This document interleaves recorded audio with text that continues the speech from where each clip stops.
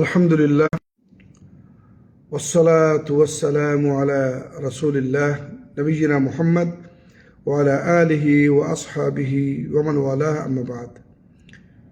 সুপ্রিয় দর্শক মণ্ডলী ও আমার দিনদার প্রাণপ্রিয় মুসলমান ভাই ও বোনেরা, আজকে আবারও আপনাদের সামনে নতুন একটি পর্ব নিয়ে উপস্থিত হয়েছি। সেটি হলো বাসায় প্রবেশের দোয়া। عن جابر بن عبد الله رضي الله عنهما سمعت رسول الله صلى الله عليه وسلم يقول: إذا دخل الرجل بيته فذكر الله تعالى عند دخوله وعند طعامه قال الشيطان لا مبيت لكم ولا عشاء، وإذا دخل فلم يذكر الله تعالى عند دخوله قال الشيطان أدركتم المبيت، وإذا لم يذكر الله تعالى عند طعامه قال أدركتم المبيت والعشاء، أخرجه مسلم। জাবের ইবনে আব্দুল্লাহ রাদিয়াল্লাহু আনহুমা থেকে বর্ণিত, তারা বলেন, আমরা রাসূলুল্লাহ সাল্লাল্লাহু আলাইহি সাল্লামকে বলতে শুনেছি যে যখন কোনো ব্যক্তি বাড়িতে বা বাসায় প্রবেশ করে এবং আল্লাহর জিকির করে, অর্থাৎ বিসমিল্লাহ বলে প্রবেশ করে এবং সালাম দেয় এবং দোয়া পাঠ করে,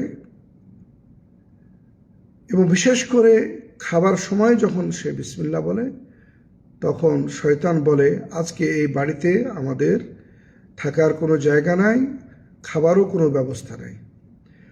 আর যখন কোনো ব্যক্তি বাসায় প্রবেশ করে এবং সেখানে আল্লাহর জিকির করে না এবং বাসার মানুষদের বা অন্য কাউকে সালাম দেয় না, তখন শয়তান বলে যে আজকে এই বাসায় রাত্রি যাপনের সুযোগ পেয়েছি।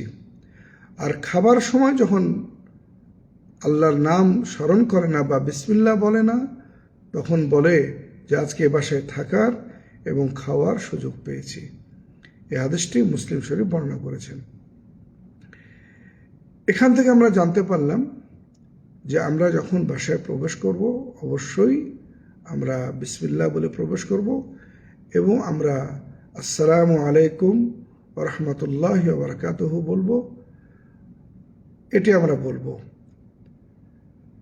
কারণ আল্লাহ রাব্বুল আলামিন তিনি বলেছেন, ফাইদা দাখালতুম বুয়ুতান ফাসাল্লিমু আলা আহলিহা, যখন তোমরা বাসায় প্রবেশ করবে, বাসার বসবাসরত সবাইকে তোমরা সালাম দিবে।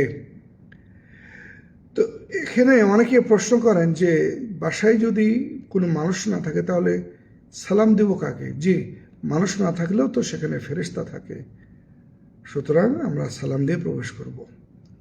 তাহলে শয়তান আমাদের কোনো ক্ষতি করতে পারবে না এবং আমাদের কোনো নুকসান করতে পারবে না। ঠিক অনুরূপভাবে যখন আমরা খেতে বসবো, খাওয়ার পূর্বে অবশ্যই আমরা বিসমিল্লাহ বলবো, তাহলে শয়তানও আমাদের খাবারে ভাগ বসাতে পারবে না। আসুন আমরা এই ছোট্ট হাদিসটির উপর আমল করি এবং আমরা আমাদের জীবনকে সুন্দর করার চেষ্টা করি। ওমা আলাইনা ইল্লাল বালাগ। আসসালামু আলাইকুম ওয়া রাহমাতুল্লাহি ওয়া বারাকাতুহু।